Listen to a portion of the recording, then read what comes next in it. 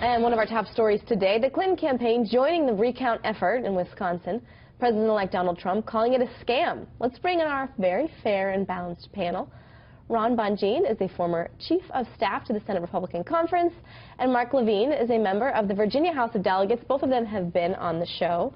I want to start with you, if I may, Mark, and I want to play a soundbite from Hillary Clinton. It was after the debate, October 24th. I want you to take a listen, and then I'm going to get your response, and Ron's too.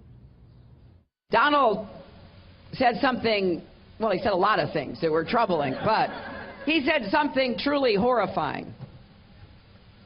He became the first person running for president, Republican or Democrat, who refused to say that he would respect the results of this election. That is a direct threat to our democracy. I think I know how you're going to respond, but is this an epic waste of time, or is this ensuring the confidence in the American political system? Well, look, I don't think it's going to overturn the election, but I do think it does ensure confidence. Look, prior to the election, because of what Donald Trump said, a majority of his voters believed the elections were rigged. A minority of Clinton voters believe the elections were rigged. Let's show the American people that they're not. Let's count all the votes and show that there's not. I mean, Hillary Clinton accepted the results of the election. This obviously wasn't her decision to do this, but it's her a decision to say, okay, I'm gonna support this. You know, it's happening. And she's going to be counted, her lawyers are going to be there. At the end of the day, election machines can be hacked. It's one of the reasons why in Virginia I've strongly supported saying we should have paper records for all voting. We're going to do that in 2020. Okay. Let's just show Americans that the votes are accurate. All right, Ron, I have a feeling that you're disagreeing with that statement. This is a gigantic waste of time. The Obama administration... And money. And money. The Obama administration has said that the election results should stand, that they believe in them, completely undercutting Jill Stein's effort. The one person this helps is Jill Stein. It raises her name ID. But does it help Jill Stein? I have a full-screen quote I want to put up. It was her during her interview on NPR. And she basically said, and I don't have it in front of me, which is why I'm waiting, that this isn't going to necessarily change the outcome. Right, that's exactly right. It helps her because of the fundraising that's going on. This is costing millions of dollars.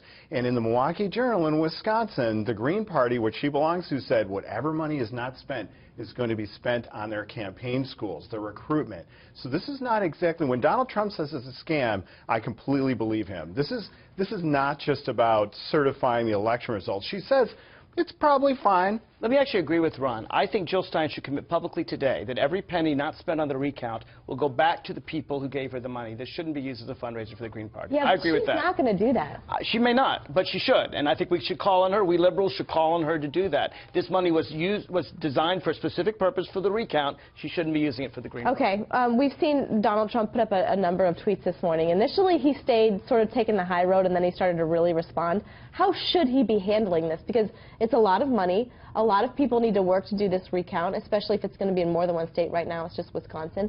How should he be handling the response? I want to start with you, Ron. Well, look, he's sent out a series of tweets now. We know how he feels, no question about it. And I think he's made his point, and now he needs to leave it to the campaign. What he's doing with those series of tweets is unusual for a president-elect, but he's getting around the mainstream media and making sure his voters understand what his message is. And I do respect that. In the end, you don't think this is damaging to the Democratic Party? Look, this is not taxpayer money. This is legally allowable. Jill Stein has every right to do this. It's going to happen. I think if it brings more confidence in our elections that they haven't been hacked, it's a good thing. And also, I think it's good for people to remember we need to get rid of those electronic voting machines. We shouldn't have hackable voting machines. I'd like to see that happen in Virginia in 2017. Do you think that's going to happen? Well, first of all, I have to say this makes Hillary Clinton really look like a sore loser. It makes her look bad. Second of all, say these voting machines said they're internet proof. They're not connected to the internet. It doesn't matter. They can still be hacked. They cannot be hacked. They can still be hacked. That's exactly what manually. The experts are saying. But it's up to the states. That's absolutely. a state decision. And that's actually more and more states are moving to paper records. In fact, Michigan and Wisconsin have paper records. It's largely Pennsylvania that's the problem. Shame on Pennsylvania. They need to fix that. And it's something that, frankly, more and more states are doing. It should be a national movement. We should have confidence in our elections. All right. Well, we're going to have you guys back because we're going to see how this goes. Like we talked about, it's going to be a lot of money spent and a lot of people working to do this. So. Private money, though, not public. Private money, but millions of it. Thank you very much, gentlemen. I very much appreciate it. Thanks for having us.